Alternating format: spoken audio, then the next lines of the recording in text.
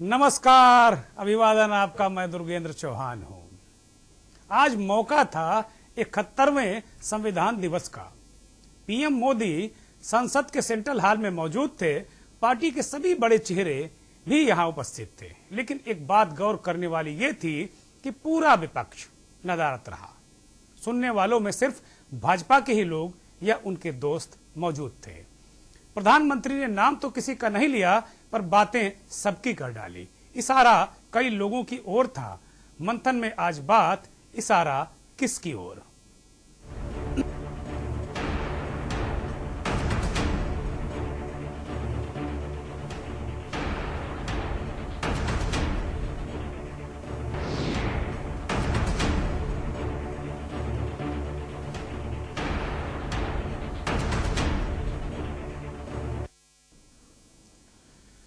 प्रधानमंत्री नरेंद्र मोदी जब आज सेंट्रल हॉल में संबोधन अपना कर रहे थे तो संविधान की महानता, लोकतंत्र देश को याद दिलाया, महान लोकतंत्र याद दिलाया और संविधान की महानता को याद दिलाया। संविधान दिवस पर सरकार के कैलेंडर में 1949 से यानी 71 साल हो गए हैं। केंद्र में भाजपा की सरकार आने के बाद 2015 से इस संविधान दिवस को पूरे धूमधाम के साथ मनाया गया है। इसके जरिए आम्बेडकर और उनके मानने वालों को बड़ा स्पेस देने की कोशिश की गई है। प्रधानमंत्री को सुनिए, उन्होंने संविधान दिवस पर क्या कहा। संविधान के माध्यम से पूरे देश को एक बंधन में बांध करके आगे बढ़ाने की योजना बनाना, आज के संदर्भ में देखें तो पता नहीं संविधान का एक पेज भी हम पूरा कर पाते, क्योंकि नेशन फर्स्ट कालक्रम से राजनीति ने उस पर इतना प्रभाव पैदा कर दिया है कि देश हित भी कभी कभी पीछे छूट जाता है। हर वर्ष संविधान दिवस बनाकर के हमने अपने आप को मूल्यांकन करना चाहिए। अच्छा होता देश आजाद होने के बाद 26 जनवरी प्रजासत्ताक पर्व की शुरुआत होने के बाद हमें 26 नवंबर को संविधान दिवस के रूप में देश में मनाने की परंपरा बनानी चाहिए थी। प्रधानमंत्री ने ठीक ही तो कहा है कि भाई संविधान दिवस मनाकर हर वर्ष हमें मूल्यांकन करना चाहिए कि जो देश को चला रहे हैं वो क्या संविधान के अनुरूप चल रहा है देश, क्या वो सारे काम संविधान के अनुरूप कर रहे हैं, क्या संविधान की भावना को कहीं ठेस तो नहीं पहुंच रही। और विपक्ष की जिम्मेदारी है कि सत्ता पक्ष पर पहरेदारी करे। तंज कसना, बार बार कुरेदना, ये बात ठीक नहीं। पहरेदारी की बात की जाए। और प्रधानमंत्री ने यह भी कहा कि अच्छा होता कि अगर 26 जनवरी मनाने के बाद ये संविधान दिवस मनाया जाता है। ठीक है, जो बीत गया वो बात गई। आप मना रहे हैं, अच्छी बात है, मनाना चाहिए था, नहीं मनाया। लेकिन महत्वपूर्ण बात यह है कि जैसे तमाम तारीखें मनाई जाती हैं, जैसे तमाम तिथियां मना ली जाती हैं, तमाम महापुरुषों के जन्मदिन भी मना ली जाते हैं, आत्ममंथन करना होगा कि क्या उन महापुरुषों के बताए रास्ते पर हम चलते हैं। क्या संविधान दिवस का आयोजन करने से, भाषण देने से सब कुछ हो जाएगा? संविधान पर क्या हमें नहीं मंथन करना चाहिए कि क्या? और प्रत्येक नागरिक, केवल सरकारों का कर्तव्य नहीं है, प्रत्येक नागरिक को यह सोचना चाहिए कि संविधान क्या है। तो कुल मिलाकर अगर देखा जाए तो प्रधानमंत्री ने बातें ठीक की, लेकिन जो सबसे महत्वपूर्ण बात थी कि पूरा का पूरा संपूर्ण विपक्ष, कांग्रेस समेत सभी 16 दल आज सेंट्रल हॉल में मौजूद नहीं थे। कोई भी नहीं था। विपक्ष की, संपूर्ण विपक्ष की गैर मौजूदगी में प्रधानमंत्री ने बिना नाम लिए विपक्ष को खरी खरी सुनाई।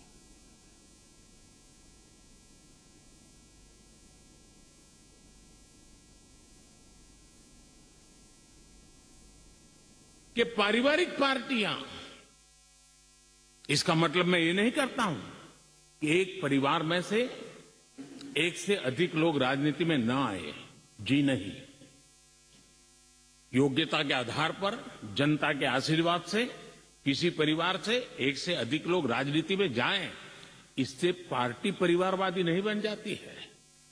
लेकिन जो पार्टी पीढ़ी दर पीढ़ी एक ही परिवार चलाता रहे, पार्टी की सारी व्यवस्था परिवारों के पास रहे, वो लोकतंत्र, स्वस्थ लोकतंत्र के लिए सबसे बड़ा संकट होता है। इसके जो ये आपने सुना अभी नरेंद्र मोदी को, उन्होंने इन अल्फाजों के जरिए, इन शब्दों के जरिए उन्होंने देश के सभी राजनीतिक परिवारों को कटघरे में लिया और भारतीय जनता पार्टी के उन नेताओं के लिए एक रास्ता छोड़ दिया, एक ऐसा गैप छोड़ दिया जिसके जरिए उनके परिवार राजनीति में आ सकते हैं। उन्होंने कहा कि भाई बुरी बात नहीं एक परिवार के एक से अधिक सदस्य राजनीति में आए, लेकिन उनको उनकी योग्यता के आधार पर आना चाहिए। लेकिन एक ही परिवार पार्टियां चला रहे हैं पीढ़ियों से, ये बात ठीक नहीं है। ये बातें, दोनों बातें हैं इसमें कि भाई परिवार तो परिवार है, राजनीति अगर परिवारवाद है तो अलग तरीके का मसला है ये।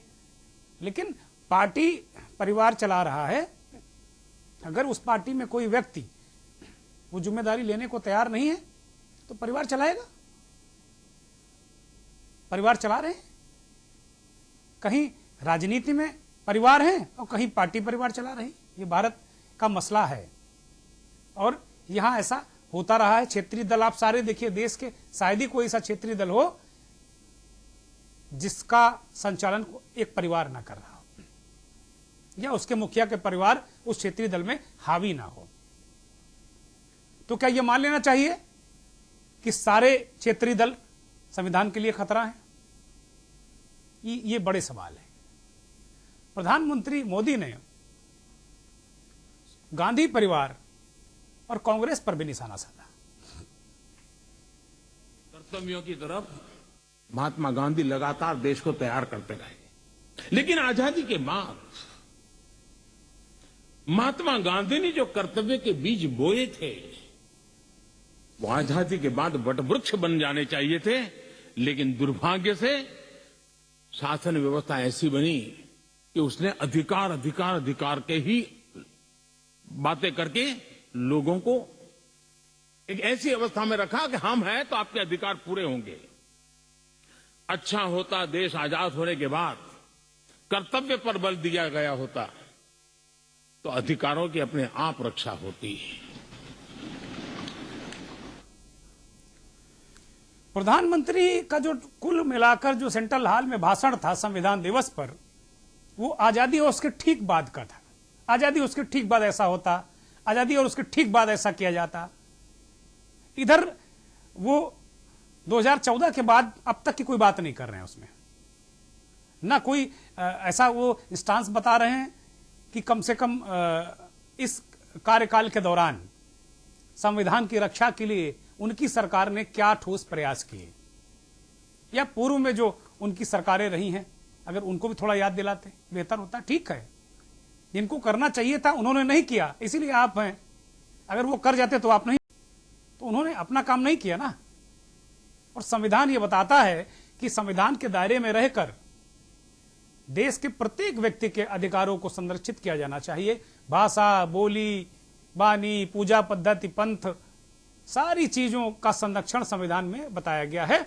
और ये देश, ये लोकतंत्र, ये व्यवस्था, ये सरकारें उसी के दायरे में रहनी चाहिए। संविधान एक इस देश में किसी धार्मिक किताब से कम नहीं है। मेरी नजर में वो बिल्कुल कम नहीं, वो सर्वोपरि है। सब कुछ उसी के अंदर आता है। वही गीता है, वही वेद है, वही पुराण है, वही बाइबिल है, वही कुरान है। संविधान को इस दृष्टि से देखा जाना चाहिए। और दुनिया के कई देश संविधान को इतना पवित्र मानते भी हैं। हम भी विचारों में मानते हैं, शब्दों में मानते हैं, लेकिन आचार व्यवहार में मानते हैं, इस बात पर मुझे थोड़ा सा संदेह है। प्रधानमंत्री ने एक एक परिवार को, चाहे लालू प्रसाद यादव हो, चाहे शरद का परिवार हो, शरद पवार का परिवार हो, मुलायम सिंह यादव का परिवार हो, सोनिया गांधी, राहुल गांधी, ये गांधी परिवार हो, वहां दक्षिण का जो कनिमोझी और करुणानिधि का परिवार, स्टालिन उनके भाई इस समय मुख्यमंत्री हैं। तो देश के किसी भी राजनीतिक परिवार, फारूक अब्दुल्ला और उनके बेटे उमर अब्दुल्ला, देश के शायद ही किसी परिवार को प्रधानमंत्री ने छोड़ा ना हो जो उसकी तरफ इशारा न किया हो।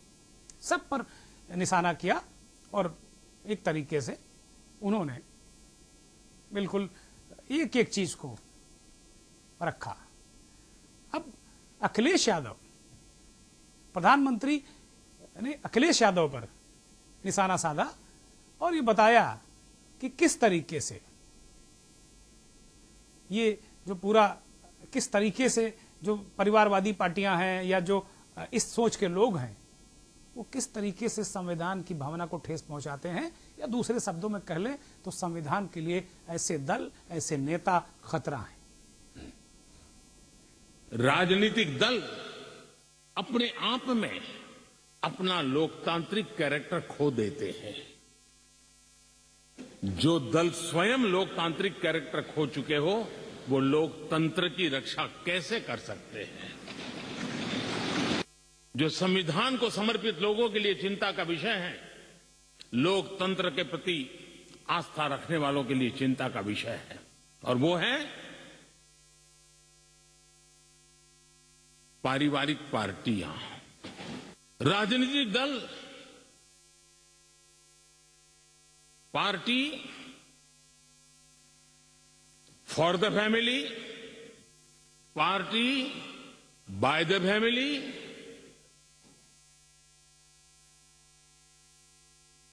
अब आगे कहने की जरूरत मुझे नहीं लगती है।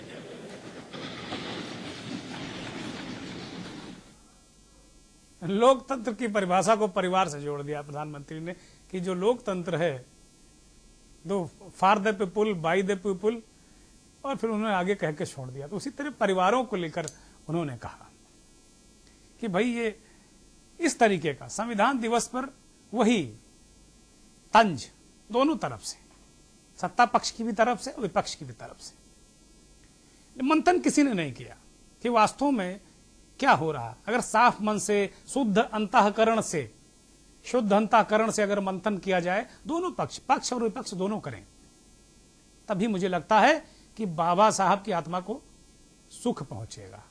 बाबा साहब कहीं भी होंगे इस ब्रह्मांड में तो कम से कम वो प्रसन्न होंगे कि हमारी संतानें, हमारे बाद की जो पीढ़ियां आज कम से कम जिस मंशा को लेकर उन्होंने संविधान की रचना की वो कम से कम परिलक्षित हो रहा है, उस पर लोग काम कर रहे हैं।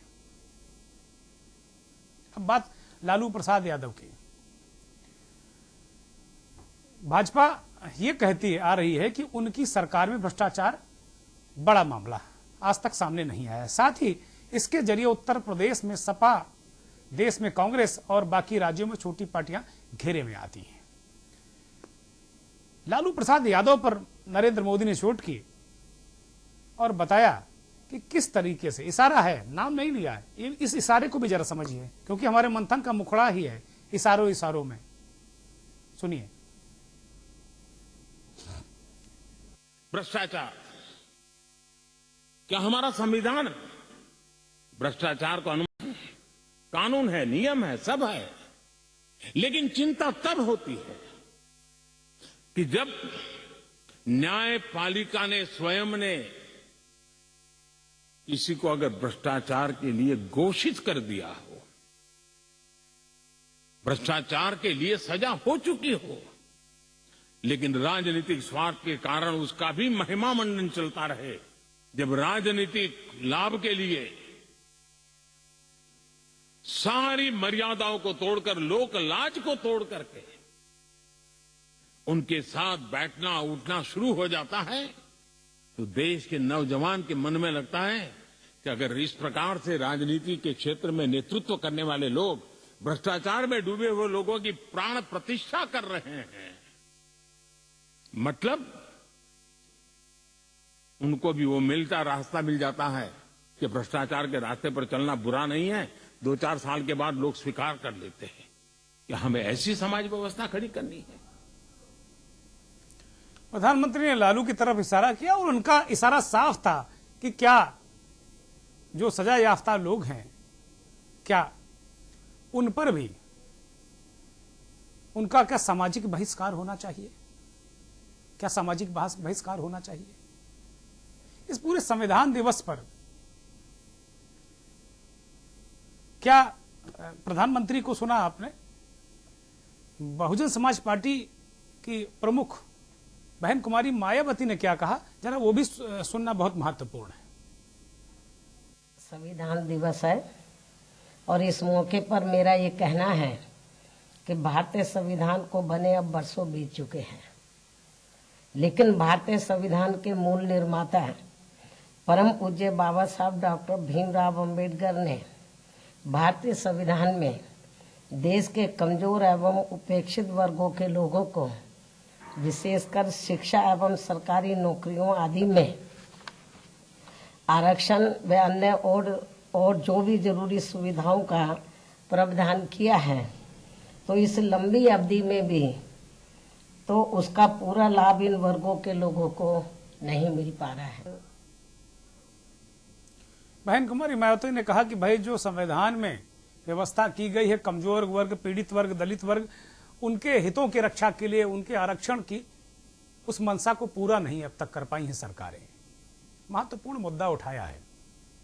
गरीब, शोषित, पीड़ित, दलित, इनकी दशा में क्या सुधार हुआ है? मुझे लगता बेहतर होता। आज इसकी समीक्षा की जाती है। प्रधानमंत्री जी इसकी समीक्षा करते, ये बताते कि भाई पूर्व की सरकारों ने ये नहीं किया, इस पर हमने क्या काम किया, देश को वो बताते, बेहतर होता, अच्छा लगता, और भी अच्छा लगता। बातें तो उनकी सभी अच्छी हैं, लेकिन लगता कि और बेहतर तरीके से इस बात को समझाया जाता। अब ये जो इशारे थे, जो तमाम तरीके के तंज थे, एक दूसरे पर जो बातें कही गई, ये अलग अलग तरीके के मुद्दे हैं, अलग अलग तरीके के मसले हैं। चुनाव है 2022 का उत्तर प्रदेश में। अब घूम फिर कर जो भी आयोजन हो रहे हैं, जो भी चीजें हो रही हैं, उसमें कहीं ना कहीं चुनाव का एंगल जरूर होता है। जाने माने विश्लेषक सीपी सिंह साहब हमारे साथ जुड़ गए हैं। बहुत बहुत स्वागत है सीपी सिंह साहब आपका के न्यूज में। बहुत बहुत नमस्कार आपको। नमस्कार। कुल मिलाकर आप देखिए कि प्रधानमंत्री जी ने तरह तरह से अपने अपने तरीके से बहुत सारी चीजों की ओर इशारा किया। उन्होंने कहा कि भाई परिवारवाद से संविधान को एक तरीके से खतरा है। उन्होंने कहा कि भ्रष्टाचार में जिसको सजा हो गई हो उसका महिमा मंडन किया जाता है, युवा उसके साथ बैठते हैं, तमाम लोग उसके साथ बैठते हैं। तो प्रधानमंत्री का इशारा था कि ऐसे लोगों का सामाजिक बहिष्कार किया जाना चाहिए। इस तरीके के तमाम मुद्दे उठे। तो प्रधानमंत्री जी की जो बातें हैं और जो विपक्ष ने, आज मुझे लगता है क्या दोनों तरफ से कुछ सार्थक बातें हुई हैं सीपी सिंह जी? प्रदीप जी, प्रधानमंत्री ने आज जो कहा है संसद में, एक कुशल राजनेता मौके की तलाश में रहता है, चाहे वो सत्ता पक्ष का हो चाहे विपक्ष का हो। यदि कोई ऐसा अवसर आता है तो अपने बयान देने में, अपना स्टेटमेंट देने में, अपनी बात कहने में नहीं चूकता है। प्रधानमंत्री ने जो बातें कही हैं वो जो है कुछ सीमा तक या अधिकतम सीमा ही है, लेकिन आज जो है जो राजनीति है, बहुत कम ऐसे लोग हैं जो सेवा करने के लिए राजनीति में आते हैं। अधिकांश लोग जो है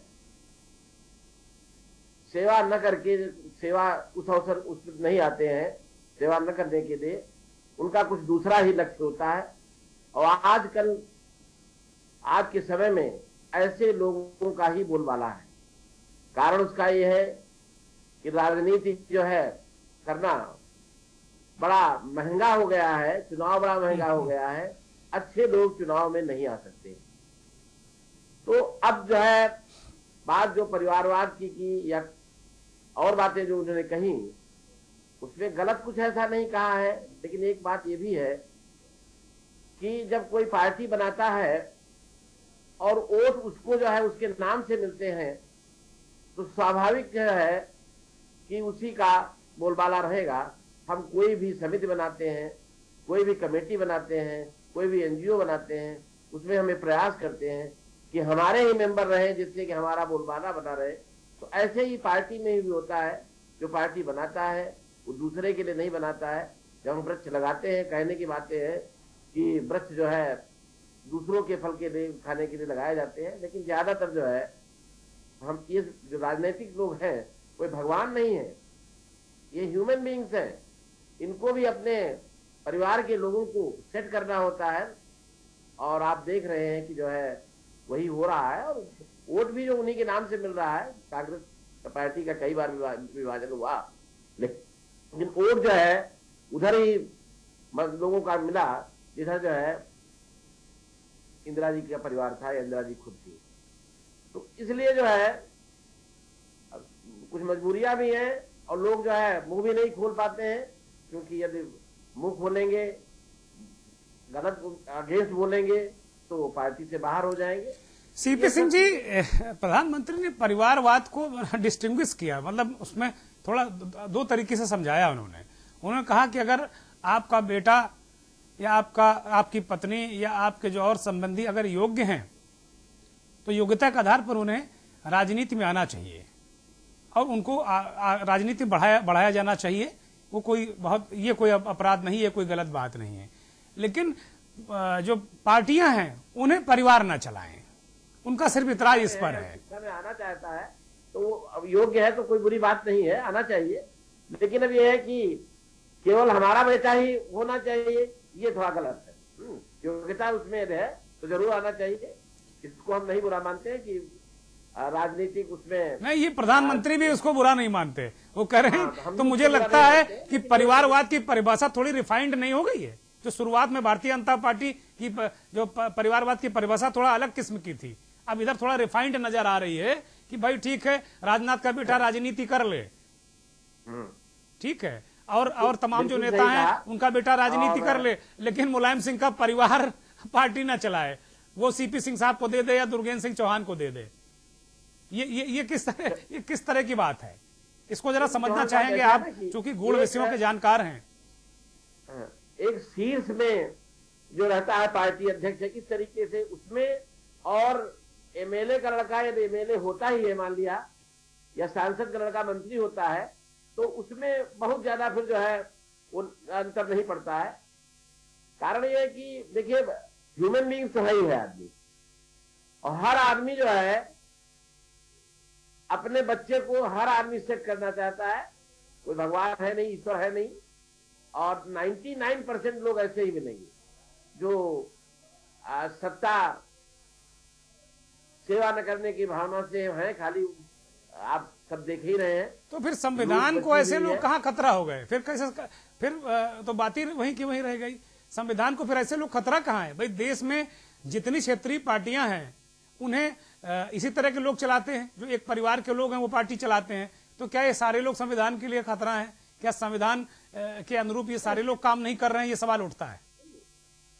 देखो, संविधान के लिए खतरा तो कहना उचित नहीं है, लेकिन ये कह सकते हैं कि नहीं, उन्होंने ये बात सीधे नहीं कही है। उन्होंने ये नहीं कहा कि संविधान के लिए खतरा है, लेकिन उन्होंने कहा कि ऐसे लोग संविधान के दायरे में रहकर काम नहीं करते, या इशारा किया कि भाई आज विषय था संविधान दिवस पर वो बोल रहे थे, तो उन्होंने जब इन पर इशारा किया और इस तरीके से उन्होंने हमले किए, तो ये कहा ना कि भाई ये इस तरीके के लोग देश में पार्टियों को चलाते हैं, इस तरह राजनीति में हैं, और उन्होंने उनको बहुत राजनीति के लिए संविधान परक जो व्यवस्था है उसके लिए मुफीद बहुत नहीं बताया।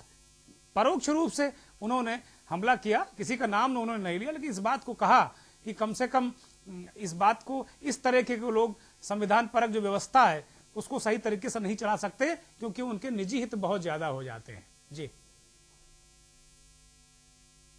आपका कहना चौहान साहब सही है, लेकिन ऐसा नहीं है कि एक राजनेता है और उसका लड़का यदि ईमानदार है, अच्छा काम कर रहा है, तो उसको संविधान का कहां खतरा हो जाएगा? हाँ, वही बिल्कुल ठीक बात है। तो जो है ये व्यक्तिगत पर डिपेंड करेगा, है ना, कि कैसा नेता है और उसके बच्चे कैसे हैं।